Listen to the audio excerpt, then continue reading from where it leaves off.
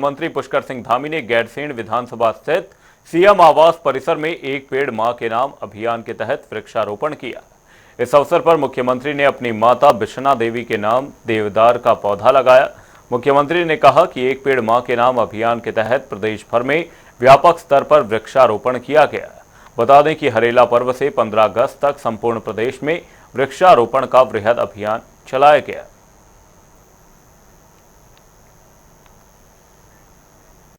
Bulletin में रुक करेंगे एक बड़ी खबर की ओर। बड़ी खबर, बड़ी जानकारी सामने इस वक्त की है। बड़ी खबर आपको बता दें, केरल के राज्यपाल हरिद्वार पहुंचे हैं। आरिफ मोहम्मद खान का हरिद्वार में स्वागत किया गया है।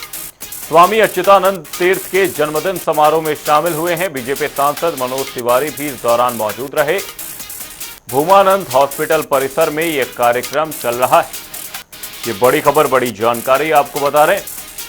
केरल के राज्यपाल उत्तराखंड दौरे पर पहुंचे हैं। इस दौरान उनका हरिद्वार में जोरदार स्वागत किया गया है।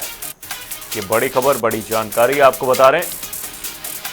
केरल के राज्यपाल का हरिद्वार में भव्य स्वागत किया गया। आरिफ मोहम्मद खान हरिद्वार पहुंचे, जहां स्वामी अच्युतानंद तीर्थ के जन्मदिन समारोह में शामिल हुए। ये बड़ी खबर, बड़ी जानकारी सामने। बीजेपी सांसद मनोज तिवारी भी इस दौरान मौजूद रहे। भूमानंद हॉस्पिटल परिसर में कार्यक्रम रखा गया।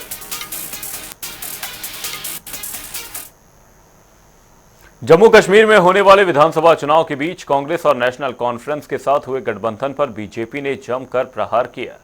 सचिवालय देहरादून में मुख्यमंत्री पुष्कर सिंह धामी ने प्रेस कॉन्फ्रेंस करते हुए कांग्रेस से 10 सवाल पूछे हैं। मुख्यमंत्री ने कहा कि क्या कांग्रेस नेशनल कॉन्फ्रेंस के जम्मू कश्मीर में फिर से अलग झंडे के वादे का समर्थन करती है।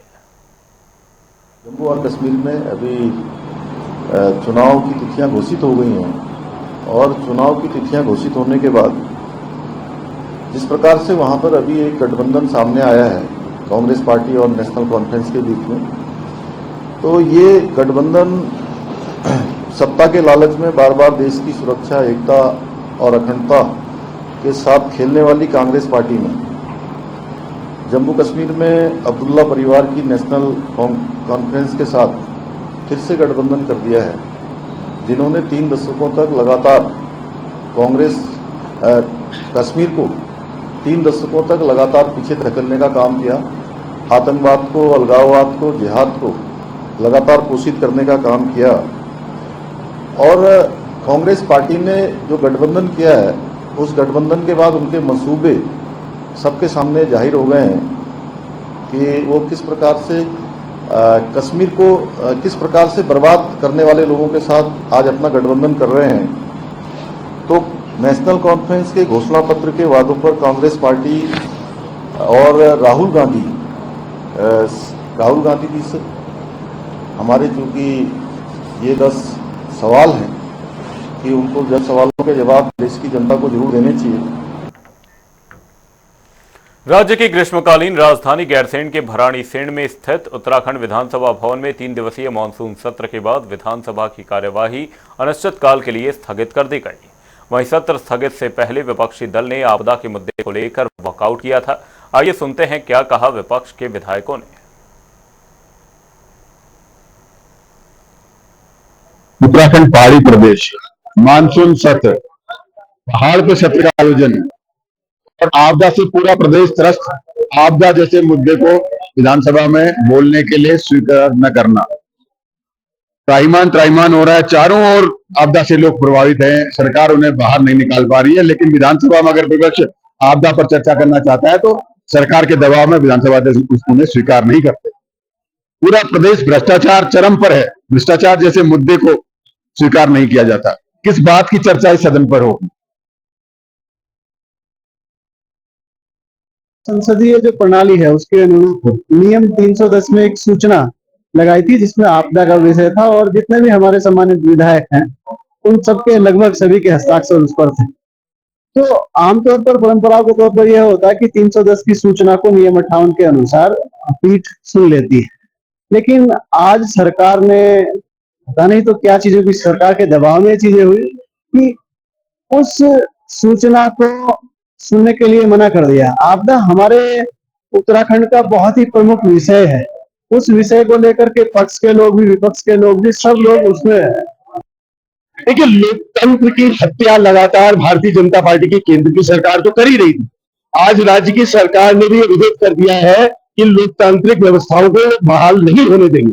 कल जिस प्रकार से विपक्ष ने सत्ता पक्ष को कटघरे में खड़ा करा, चाहे सुरक्षा व्यवस्था, कानून व्यवस्था को लेके, चाहे स्वास्थ्य सेवाओं को लेके, सरकार के पास झूठे आंकड़ों के अलावा, झूठी बातों के अलावा कोई जवाब नहीं रहता है। आज भ्रष्टाचार के मुद्दे से डर के ये सरकार भागी है, क्योंकि हम अगर ये उठाते कि केदारनाथ का सोना कहां गया। उत्तराखंड जनपद में चमोली जिले में गैरसैंण में बरसात के मौसम में सत्र होगा और यहीं उत्तराखंड के दुख, जो तकलीफ है, यहाँ आपदा है, उसको अगर इसी सदन में नहीं सुना जाएगा तो फिर कहाँ सुनवाई होगी। तो अगर यहाँ आपदा पर यहाँ सुनवाई नहीं होगी तो फिर हम और क्या करेंगे वॉकआउट के अलावा। उनके पास संख्या बल है, वो सदन चलाएंगे, हम जनता के बीच में बात रखेंगे। धारचूला, पिथौरागढ़, अल्मोड़ा, उत्तरकाशी, तमाम जगहों की, अगर चमोली के इर्द गिर्द यहाँ देखिए कितनी तकलीफ इस समय लोगों को है। तो रास्ते बंद हैं, लैंडस्लाइड्स हो रही हैं, नुकसान लोगों के हो रहे हैं, उनको मुआवजे नहीं मिल रहे हैं। तो इस बीच में हम फिर जनता के बीच में और आपके बीच में अपनी बात करेंगे। इस बरसात के सीजन में और इस पहाड़ी प्रदेश में, जहां हर जिले में आपदा से जनता त्राही मांग कर रही, लोगों के घर टूट गए, मृत्यु हो गई, पानी की लाइनें बंद है, बिजली की लाइनें बंद है, सड़कें बंद है, और जो दैवीय आपदा के मानक हैं, खासकर टिहरी जनपद में भिलंगना और प्रतापनगर में ये गंभीर समस्या, लोगों की नहरें भी बंद है पानी की। दैवीय आपदा के एक छत माना है, यहाँ 10-10 कमरों का मकान है, 15-15 कमरों का मकान है, एक ही छत है। पहाड़ों में जगह, हर जगह मकान बनाने लायक नहीं मिल रहा है। मैं चिंतित हूं कि उत्तराखंड की विधानसभा में हिमालय से मध्य हिमालय, उत्तराखंड आपदा से पीड़ित है। क्लाउड बर्स्ट की घटनाएं यहाँ एक रेगुलरिटी बन गई है बरसात के अंदर। यहाँ आपदा प्रबंधन, आपदा पर यदि विधानसभा में चर्चा नहीं होगी, उत्तराखंड की विधानसभा में नहीं होगी, तो फिर कहाँ होगी चर्चा। केवल एक औपचारिकता कर दी जाती है आधे घंटे की। अरे आधा दिन तो देते इस आपदाग्रस्त लोगों की तकलीफों को उठाने के लिए विधायकों, आपने समय नहीं दिया। और उसी तरीके से महिलाएं, हमारे तो हर गांव के धार में देवी का मंदिर है। हम महिला प्रधान राज्य है और हमारे राज्य के अंदर बलात्कार की सिलसिलेवार घटनाएं जितनी बढ़ गई है, निर्भया कांड यहाँ भी दोहराए हुए हैं, ISBT में हुआ है, हमारे रुद्रपुर में हुआ है, जहाँ अपराधी को सही तरीके से पकड़ा भी गया है या नहीं पकड़ा गया, वो संदेह में है चीजें जो है। तो उस राज्य के अंदर आप महिला सम्मान को, कानून व्यवस्था की सामान्य स्थिति।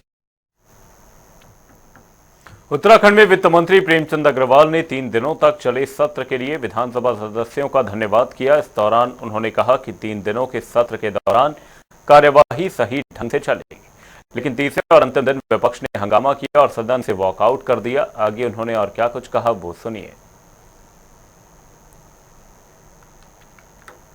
देखिए, मैं अपने सदन के तमाम सदस्यों का बहुत आभार व्यक्त कर रहा हूँ। जो 3 दिन का सदन आहूत किया गया था, उसमें जो 8 विधेयक हमारे द्वारा लाए गए थे, जिसमें 2 विधेयकों पे प्रवर समिति को सौंपा गया है और शेष विधेयक पारित हुए, यानी कि वो एक्ट का स्वरूप ले गए। मैं इसके लिए पूरे सदन के तमाम साथियों का धन्यवाद कर रहा हूँ, लेकिन दुख के साथ कह रहा हूँ कि विपक्ष उसमें शामिल नहीं था। हम चाहते थे कि पूरा विपक्ष हर बिंदु पे विस्तारवार चर्चा करे।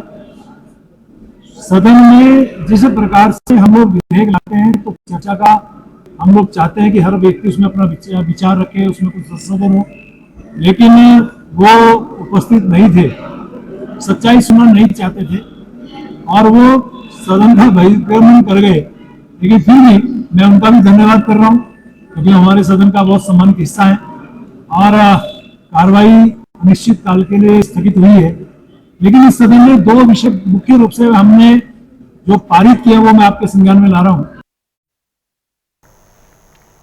भारतीय जनता पार्टी समय समय पर संगठन की मजबूती के लिए सदस्यता अभियान चलाती रहती है, जिसके चलते राजधानी देहरादून में पिछले दिनों बीजेपी राष्ट्रीय मंत्री ऋतुराज सिन्हा ने संगठन एवं सदस्यता अभियान का शुभारंभ किया। वहीं प्रदेश सोशल मीडिया प्रभारी नवीन ठाकुर ने कहा कि बीजेपी एक राष्ट्रवादी पार्टी है और हमारा लक्ष्य है कि ज्यादा से ज्यादा संख्या में लोगों को बीजेपी की सदस्यता दिलाएं।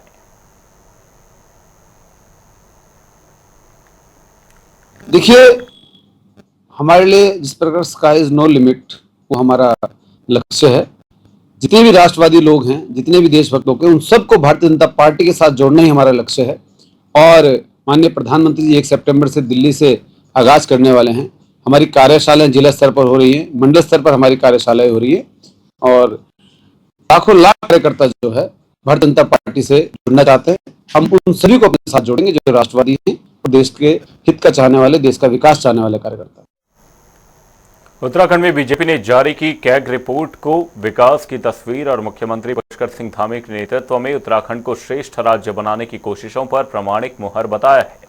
वहीं बीजेपी प्रदेश प्रभारी मनवीर चौहान ने कहा कि पहली बार सकल राज्य घरेलू उत्पाद के आंकड़े का 3 लाख करोड़ से पार जाना, जीडीपी में 6.71% की औसत वृद्धि और राजकोषीय घाटे में गिरावट इसका स्पष्ट संकेत है।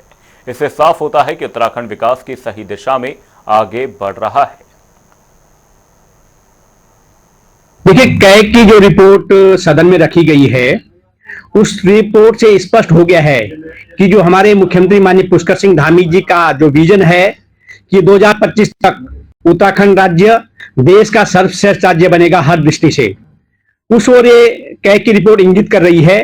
जिस तरह से राजकोषीय घाटे को कम करने की सरकार के द्वारा कोशिश की गई है और कम किया गया है, और उसी प्रकार से राजस्व में भी राज्य सरकार की उत्तराखंड की वृद्धि हुई है। तो निश्चित रूप से जो उत्तराखंड सरकार का जो लक्ष्य है कि देश का सर्वश्रेष्ठ उत्तराखंड राज्य बनेगा, उस ओर ये बजट, ये कैग रिपोर्ट इंगित कर रही है।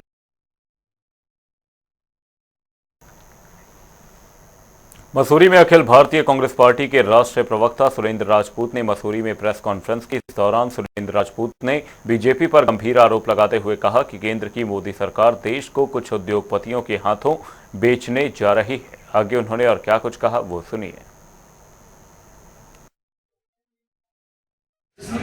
देखिए, उत्तर प्रदेश के उपचुनाव आ गए हैं और भारतीय जनता पार्टी को कहीं ना कहीं आम चुनाव में करारी शिकस्त मिली है। तो अब तक ये कभी हिंदू मुसलमान का कार्ड खेल रहे हैं, कभी धर्म का कार्ड खेल रहे हैं, और अब ये छद्म राष्ट्रवाद पर आ गए हैं। हम बहुत स्पष्ट रूप से कहना चाह रहे हैं भारतीय जनता पार्टी वालों, आपसे हमें राष्ट्रवाद सीखने की जरूरत नहीं है। कांग्रेस ने 1 पाकिस्तान के 2 पाकिस्तान किए हैं। कांग्रेस ने आजादी के आंदोलन में अपनी अग्रणी भूमिका निभाई है और आपके पुरखे तो अंग्रेजों की चाटुकारिता करते हुए चले गए थे। बागेश्वर के कपकोट तहसील से ऐसी तस्वीरें सामने आई हैं जिससे शासन प्रशासन में हड़कंप मचा हुआ है।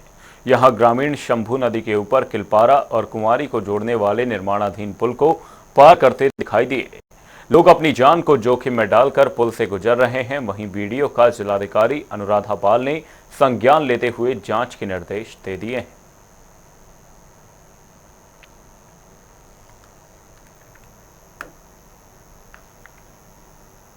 उत्तराखंड के मसूरी में बारिश की वजह से यात्री शेल्टर और बिजली का ट्रांसफार्मर क्षतिग्रस्त हो गया है, जबकि होम स्टे भी खतरे की जद में आ गए हैं।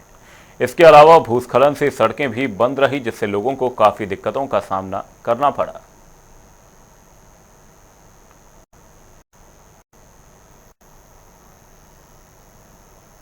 आपदा प्रबंधन और पुनर्वास सचिव विनोद कुमार सुमन बागेश्वर पहुंचे, जहां उन्होंने आपदाग्रस्त क्षेत्रों का निरीक्षण किया। इस दौरान विनोद कुमार सुमन ने अधिकारियों को निर्देश दिए कि आपदाग्रस्त सरकारी संपत्तियों का आकलन करें और उनकी रिपोर्ट दें, ताकि खेत खलिहानों मकानों की मरम्मत हेतु धनराशि दी जाएगी।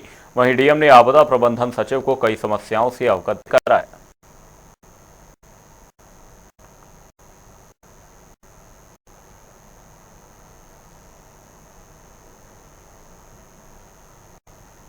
आप जानते हैं कि बागेश्वर जनपद आपदा की दृष्टि से काफ़ी संवेदनशील है। यहाँ आए दिन तमाम तरह की आपदाओं से लोगों का सामना होता रहता है।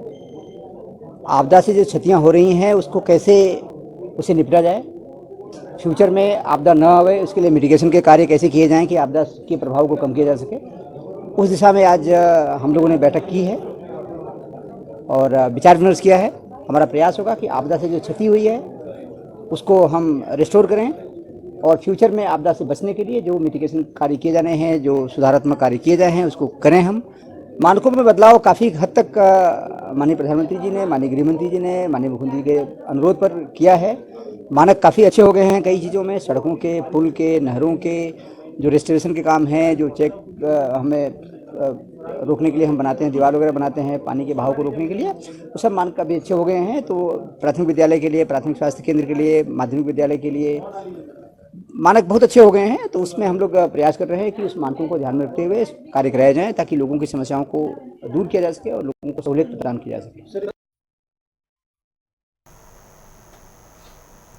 मसूरी में मजदूर संघ ने बेघर हुए परिवारों के साथ शहीद स्थल पर धरना प्रदर्शन किया, जिसके चलते पूर्व पालिका अध्यक्ष और प्रदेश सरकार के खिलाफ जमकर नारेबाजी की, जिसको लेकर 28 अगस्त को मजदूर संघ ने अपनी 3 सूत्रीय मांगों को लेकर अनिश्चितकाल तक प्रदर्शन करने की बात कही है और मांगे पूरी न होने पर सीएम आवास का घेराव करने की चेतावनी भी दी है।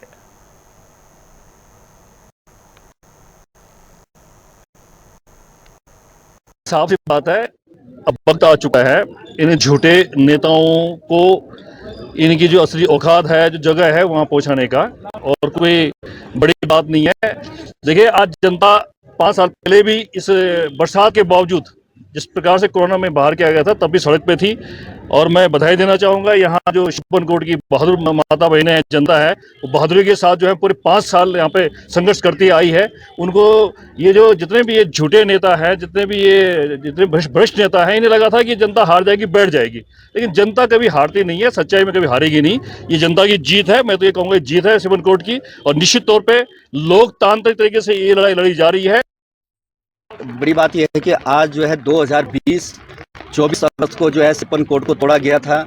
वहाँ के जो गरीब लोग थे उनको जो है कोरोना काल में खदेड़ कर जो है बाहर डाला गया था, जबकि उसमें जो है माननीय प्रधानमंत्री जी की एक गाइडलाइन थी कि 2 गज की दूरी और मास्क जरूरी। उस समय पे जो हमारे स्थानीय सरकार यहाँ पे थी, नगर पालिका में जो अध्यक्ष बैठे हुए थे, इन गरीबों ने उनको जो चुनकर जो है उस सीट पे भेजा था, पर उन्होंने उस टाइम अपना फायदा के लिए इन लोगों को जो है रोबे प्रोजेक्ट के नाम पर उनको घर से बेघर करा। आज भी वो लोग जो है दर दर की ठोकरें खा रहे हैं। 23/7/2024 को जो धरना यहाँ पे दिया था, वो हमारे वहाँ पे 3 मांगे थी। एक तो साइकिल रिक्शा को ई रिक्शा में परिवर्तन करने की, शिवनकोट से बेघर किए गए लोगों को विस्थापित करने की, और तीसरी मांग थी बैगरी हिल जो कार पार्किंग हाथ रिक्शा उन्मूलन में मजदूर संघ को स्वरोजगार के लिए दी जाती थी, और उसमें हम चयनित करते थे सचिव मजदूर के नाम पे पार्किंग का टेंडर होता था, तो हम चयनित करते थे कौन लोग आज विषम परिस्थिति में उन लोगों को देते थे। लेकिन आज नगर पालिका के पूर्व अध्यक्ष और पूर्व बोर्ड द्वारा, अधिशासी अधिकारी द्वारा ये व्यक्तिगत दी गई, जिसका हमने घोर विरोध किया। और दुर्भाग्य हम लोगों का, इस शहर में जिन मजदूरों ने इस शहर को बसाया है, जिन मजदूरों ने जो है अपने खून और पसीने से आके पर्यटकों की सेवा करी है, रिक्शा चलाए हैं, हाथ रिक्शा चलाए हैं, घोड़े चलाए हैं, आज उन मजदूरों को बेघर। तो इन मजदूरों की लड़ाई जो ईमानदारी से लड़ी जाएगी और जबरदस्त आंदोलन किया जाएगा। और आपके माध्यम से मैं शासन प्रशासन को बता देना चाहता हूँ कि आज 28 तारीख सितंबर से जो है यहाँ पे अनिश्चितकालीन धरना दिया जाएगा। तमाम शहर के बुद्धिजीवी, गणमान्य नागरिक इनको समर्थन देंगे, ट्रेड यूनियन इनको समर्थन देंगे, और इस आंदोलन को इतनी चरम सीमा पर पहुंचाएंगे कि शासन प्रशासन को और सरकार को झुकना पड़ेगा। उत्तराखंड में मुख्यमंत्री के एक्स फ्री देवभूमि अभियान के अंतर्गत एसटीएफ की ओर से ड्रग्स और नकली शराब के खिलाफ लगातार कार्रवाई जारी है। इसी कड़ी में देहरादून में एसटीएफ ने नकली शराब बनाने वाली फैक्ट्री का भंडाफोड़ किया और मामले में एक अभियुक्त को उधम सिंह नगर से गिरफ्तार किया है। अभियुक्त के पास से भारी मात्रा में नकली शराब और नकली शराब बनाने का रॉ मटेरियल बरामद किया गया है। देखिए, हमारी एसटीएफ की जो कुमाऊं यूनिट है, इसको कुछ समय से सूचना मिल रही थी कि काशीपुर के पास में थाना आईटीआई क्षेत्र में एक मकान के अंदर एक नकली शराब की फैक्ट्री संचालित की जा रही है, और इस सूचना को डेवलप करते हुए कल रात में हमारी टीम के द्वारा और आबकारी विभाग को साथ में लेते हुए वहाँ पर रेड की गई, और वहाँ पर एक जो नकली शराब की फैक्ट्री थी उसको बस्ट किया गया है। वहाँ पर 25 पेटी लगभग नकली शराब बरामद हुई है। शराब बनाने के उपकरण, केमिकल्स इत्यादि बरामद किए गए हैं और जो इसको संचालक था इसका अमनदीप, उसको पकड़ा गया है। जसपुर में चोरी की घटनाएं थमने का नाम नहीं ले रही। वहीं चोरों ने मंदिर के अंदर घुसकर चोरी की घटना को अंजाम दिया। सारी घटना मंदिर में लगे सीसीटीवी कैमरे में कैद हो गई। वहीं लोगों ने पुलिस को शिकायती पत्र देकर न्याय की गुहार लगाई है। सीसी कैमरे में जब देखा गया तो 1:11 पर चोर आया मंदिर में। सुबह जब सफाई करने वाले आए कर्मचारी, तब उन्होंने मुझे अवगत कराया कि आप चल के मंदिर को देखो। मैं मंदिर गया। मंदिर जाने पर देखा तो ताले तो उससे टूटा नहीं, मुझसे ताला था। उसने गेट की जाली काटी। काटने के बाद अंदर गया। दान पात्र की जितनी धनराशि थी, प्रति महीने लगभग 4000 रुपये निकलता है, वह धनराशि गायब। राजधानी देहरादून के दून अस्पताल में डेंगू के एक मरीज की पुष्टि हुई है, जिसे लेकर दून अस्पताल एक्टिव मोड में आ गया है। वहीं अस्पताल प्रशासन की माने तो ये मरीज टिहरी का निवासी है, जो देहरादून उपचार कराने के लिए आया था। वहीं एमएस डॉक्टर अनुराग अग्रवाल ने कहा कि मरीज ज्यादा बीमार नहीं था और अब वो अपना स्वास्थ्य लाभ लेकर घर जा चुका है। मरीज आया है जिसमें हमारा काम मेनली उसको मुख्यतः इलाज देना होता है और एक खुशी की बात है कि बिल्कुल वो ठीक था और अपना स्वास्थ्य लाभ लेकर घर जा चुका है। इसमें एड्रेस के बारे में इतना ही बोलना चाहूंगा, कई बार दूर दराज के मरीज जो होते हैं वो अपना एक लोकल एड्रेस लिखा देते हैं, तो ये मेरे लेवल की एक चीज नहीं है। इसमें हमारा मेन काम है कि हम अपना तैयारी को दुरुस्त रखें और आप लोग के माध्यम से मैं पब्लिक से भी अपील करना चाहूंगा कि ऐसे में बिल्कुल भी पैनिक होने की जरूरत नहीं है। इसमें बस आप लोग को इतना ध्यान रखना है कि आसपास गंदा पानी या साफ पानी जमा ना होने दे, क्योंकि बारिशें बहुत हो रही हैं। देहरादून के शीशमबाड़ी प्लांट की कूड़ा निस्तारण की क्षमता को बढ़ाने के लिए नगर निगम लगातार कार्य कर रहा है, जिसे सितंबर महीने की शुरुआत तक पूरा करने का लक्ष्य रखा गया है। इस बात को लेकर देहरादून के मुख्य नगर स्वास्थ्य अधिकारी डॉक्टर अविनाश खन्ना ने कहा कि जिस कंपनी का चयन स्मार्ट सिटी के अंतर्गत किया गया है, उसके लिए निर्माण कार्य के लिए ड्राइंग प्रेषित कर दी गई है। देखिए, जो नई कंपनी चयनित की गई है स्मार्ट सिटी के द्वारा, जो टेंडर फ्लोट किए गए थे, उसके अंतर्गत जो है कंपनी के द्वारा जो है ड्राइंग प्रेषित कर दी गई है। ड्राइंग जो है संबंधित जो हमारे कंपनी जो इंजीनियर्स हैं वो लोग आकर जो है प्लांट की विजिट भी कर लिए और उसकी रूपरेखा देखी जा रही है कि जो वर्तमान में मशीनें हैं, ताकि बगैर वर्तमान में कार्य जो है वो बाधित ना हो, उसके अंतर्गत ही मशीनों का इंस्टॉलमेंट किया जाए। तो उसी के अंतर्गत जो है अभी जो है डिसीजन पेंडिंग है कि मशीनों का इंस्टॉलेशन कब से शुरू किया जाएगा और एक कार्य बहुत जल्दी शुरू होगा, तो अपने जो है पूरे विद टाइम फ्रेम जो है वो कार्य कर लिया जाएगा।